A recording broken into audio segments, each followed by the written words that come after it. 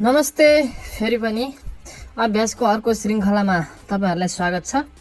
आज म पाठ 11 को पाठ बीजे भिन्न अन्तर्गतको टपिक नम्बर 11.2 अन्तर्गत समान हर भएका बीजे भिन्नहरूको जोड र घटाउको बारेमा हामी त्यसको चाहिँ अभ्यास गर्नेछौँ।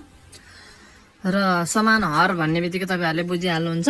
फटाफट अभ्यासमा जाउँ। अभ्यास 11.2 क नम्बरमा छ 2a upon y plus 3a 3b upon y। त्यहाँ हेर्नुस् त हर बराबर छ, दुवैपट्टिको हर चाहिँ y भएपछि हामीले समान हर हुने बित्तिकै एउटा हर लेख्छौँ, सादा हर। अपन हरमा y लेखौँ र माथिको अंशहरू जोडौँ 2a प्लस 3b। यदि गरेपछि अब के गर्न सकिँदैन त्यसलाई, त्यति नै छोडिदिउँ। ख नम्बरमा पनि हेर्नुस्, यसमा 5p upon r square plus 7q upon r square सादा हर भयो, एउटा हर लेखौँ र माथि 5p प्लस 7q, त्यो नै एन्सर हुन गयो। ग नम्बरमा हेर्नुस् 5a upon 6b minus a upon 6b, 6b सादा हर भएकाले 6b नै लेखौँ। माथि चाहिँ 5a माइनस a भयो, यहाँ चाहिँ छ लाइक टर्म्स, एउटै खालको चाहिँ अभिव्यञ्जक भएकोले घटाउनु पर्यो।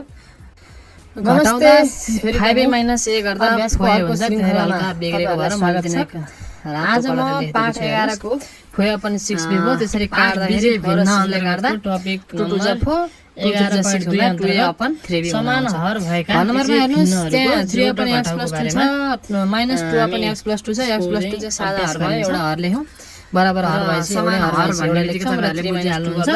1 अपन x प्लस 2 हुन्छ। नम्बरमा हेर्नुस् x प्लस 1 नम्बरमा छ 2a upon y plus 3a सादा उच्च हर भयो, हर एउटै भएपछि हर बराबर छ, दुवैपट्टिको हर चाहिँ y भएपछि हामीले समान हर प्लस 2 हो, यहाँ चाहिँ x जोड्नु मिल्यो 2x भयो, 1 प्लस 2 जोड्दा 3 मा y लेखौँ। र नम्बरमा हेर्नुस् x plus y upon a plus 1 छ, minus y upon a plus 1 भयो, a प्लस 1 नम्बरमा पनि हेर्नुस्, यसमा एउटा a प्लस 1 लेखौँ र 7q अपन r स्क्वायर भयो, त्यो y एउटा माइनस y भएकोले घट्ने भयो, त्यो हुँदा काट्न पाइयो, काट्दियौ 0 हुन्छ। 0 भन्दा हामीले काट्दियौ, त्यो बाँकी रह्यो x a upon a plus सादा हर भएकोले 6b नै गयो। माथि चाहिँ 5a माइनस a भयो, यहाँ चाहिँ 6 नम्बरमा हेर्नुस् 6 माइनस 3 एउटै खालको चाहिँ अभिव्यञ्जक भएकोले घटाउनु पर्यो। माइनस 3 चाहिँ उस्तै हुन गयो, हर समान भयो। y माइनस 3 एउटा लेखौँ, 6 माइनस 3y र 3 कमन आउँदा 2 minus y upon y minus 3 भयो। ज नम्बरको पनि त्यसै गरी गर्नु होला। झ नम्बरको हेर्नुहोस् त एकचोटि m n upon m plus n minus mn upon m plus n छ, m प्लस n समान हर भयो, त्यसैले एउटा m प्लस n लेखौँ र mn माइनस mn गर्दा 0 हुन्छ। 0 लाई जतिले भाग गर्दा पनि 0 हुन्छ, त्यही भएर 0 एन्सर भयो। 2 नम्बरमा हेर्नुहोस्, 2 नम्बरको कमा हेर्नुहोस् x plus 2 upon x plus 3 plus x minus 2 upon x plus 3, x plus 3 सादा हर भएकोले त्यो एउटा लेख्यौँ।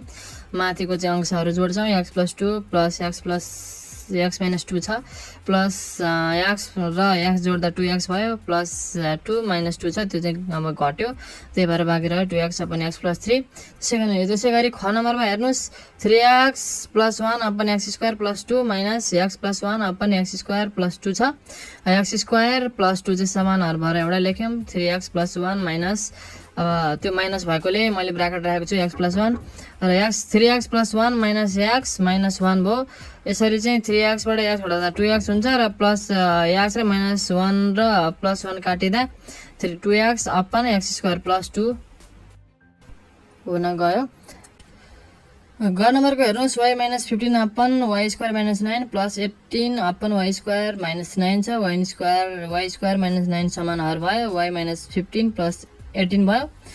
15 लाई 18 बाट घटाउँदा y प्लस 3 हुन्छ, upon y square minus 3 square गऱ्यौँ त्यो हरलाई, त्यो गर्दा y माइनस 3 y प्लस 3 हुन्छ र अंश र हरमा भएको समान कुरा।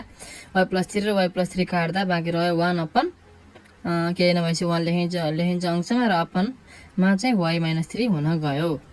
र अर्को नम्बरमा जान्छौँ, घ नम्बरमा सजिलो छ। यसमा हर एउटै छ, x प्लस a त्यो एउटा लेख्थ्यौँ। माथिको अंशको हेर्नुहोस् त कुनै पनि मिल्दैन, एक स्टेपमा हिसाब सक्यो।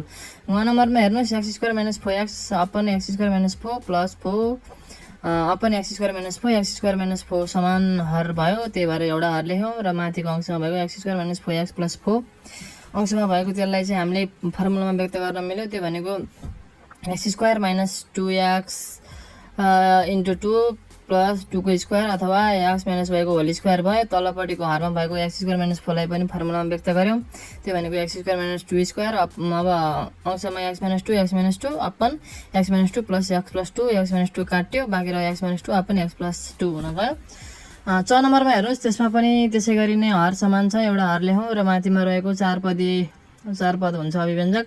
त्यसमा त दुईटा पदमा सादा लिँदा y कमन आयो, y प्लस 3 प्लस 5 कमन आयो, y प्लस 3 त्यो भनेको y प्लस 3 y प्लस 5 भयो। अपनमा x प्लस 3 काटिँदा अंशमा रहेको चाहिँ y प्लस 5 मात्रै बाँकी रह्यो, त्यसकारण त्यो मात्र लेखौँ। हरमा केही पनि छैन, त्यही भएर यहाँ केही लेख्नु पर्दैन। अब केही नभएपछि 1 त लेख्नुपर्छ, तर 1 ले भाग गर्दा y प्लस 5 नै हुन जान्छ। अब 6 नम्बरमा हेर्नुहोस्, 5p square upon 4 minus p minus 35p minus 60 upon 4 minus p छ।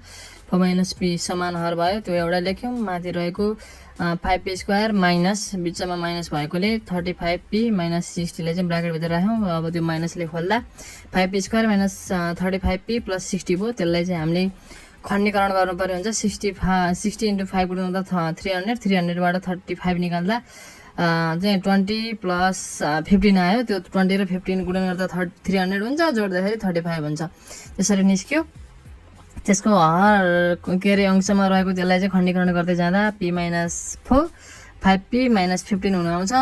p माइनस त्यो 4 माइनस p लाई चाहिँ हामीले माइनस कमन ल्याइदियो भने p माइनस 4 बनाउन मिल्छ है। 4 माइनस p लाई त्यो पनि ख्याल गर्नु होला। p माइनस 4 सादा बजे काट्दियौँ। बाँकी रह्यो माथि चाहिँ 5p माइनस 15, तल चाहिँ माइनस छ, त्यो माइनस 1 छ भन्ने बुझ्नु पर्यो। माइनसले माथि भाग गर्दा माइनस 5p माइनस 15 हुन आयो यसरी। र त्यसलाई तपाईँहरूले चाहिँ उल्टाइदिन पनि सक्नुहुन्छ। त्यो माइनसले गुणन गर्दा माइनस 5p प्लस 15 हुन्छ, त्यसलाई यतापट्टि सारिदिनु भयो भने त्यसरी राख्न मिल्छ।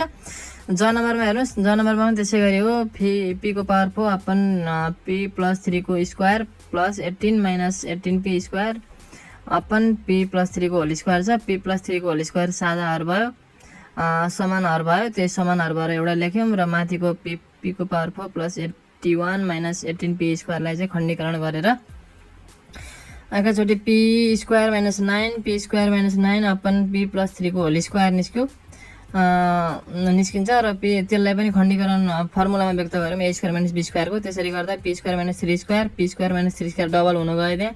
त्यसरी गर्दा p minus 3 p plus 3 p minus 3 p plus 3 आयो। अपनमा p प्लस 3 को होल स्क्वायर भनेको p प्लस 3 दुवैपट्टिको p प्लस 3 काटिँदा चाहिँ p माइनस 3 बाँकी रहन्छ। त्यसलाई अब चाहिँ दुईटा एउटै भएकोले हामीले एउटै ब्राकेटभित्र राखेर स्क्वायर लेख्दियौँ।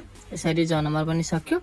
ज नम्बरमा हेर्नुहोस्, 3x square upon x plus y plus 6xy plus 3y square upon x plus y छ।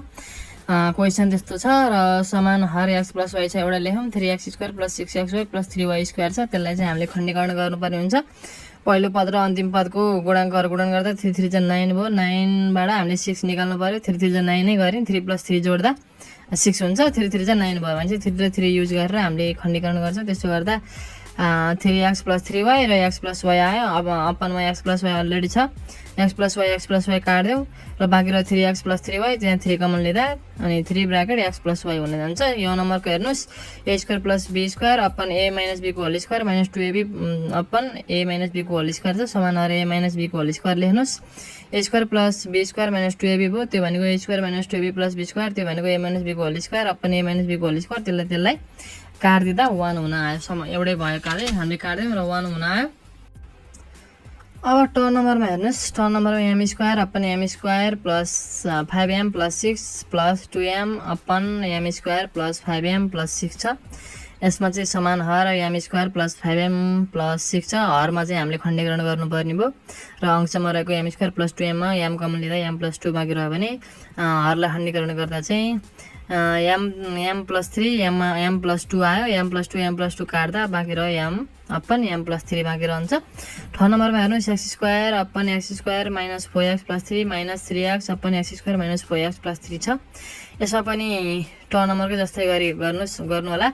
x स्क्वायर माइनस 3x, त्यसबाट अब अंशमा रहेको त्यो दुईटा पदबाट x कमन आउँदा x माइनस 3 बाँकी रह्यो भने हरमा रहेको x square minus 4x plus 3 बाट खण्डीकरण गर्नु पर्यो। त्यसलाई 3 बाट 4 निकाल्नु पर्छ। त्यो भनेको 3 प्लस 1 गरेर खण्डीकरण गर्दा x माइनस 3 x माइनस 1 आयो। x माइनस 3 काटिँदा बाँकी रह्यो x अपन x माइनस 1। र यसरी चाहिँ हामीले 11.2 को हिसाब पनि सकाएका छौँ, अभ्यास पनि सकेका छौँ। तपाईँहरूले याद गर्नुभयो होला, हामीले अगाडिदेखि यो अल्जेब्राको अगाडिदेखि हामीले जे सिक्दै आएका थियौँ सबै चाहिँ यहाँनिर प्रयोग भएको छ। खण्डीकरण गर्ने, साझा लिने, फर्मुलामा व्यक्त गर्ने सबै प्रयोग भएका छन्। त्यस कारणले अगाडिका कुराहरू चाहिँ याद गर्नुहोला र आगामी अभ्यासका लागि, अन्य अभ्यासका लागि यस युट्युब च्यानललाई सब्सक्राइब गर्नुहोला। त्यसपछि भिडियोमा लाइक गर्नुहोला, भिडियोलाई सेयर गर्नुहोला र आगामी दिनमा पनि म यस्ता भिडियोहरू हालिरहनेछु। तपाईँहरूलाई अप्ठ्यारो लागेका कुनै क्वेसनको बारेमा, कुनै अभ्यासको बारेमा, केको बारेमा जान्न मन छ भने कमेन्ट गर्नुहोला। हस्, धन्यवाद।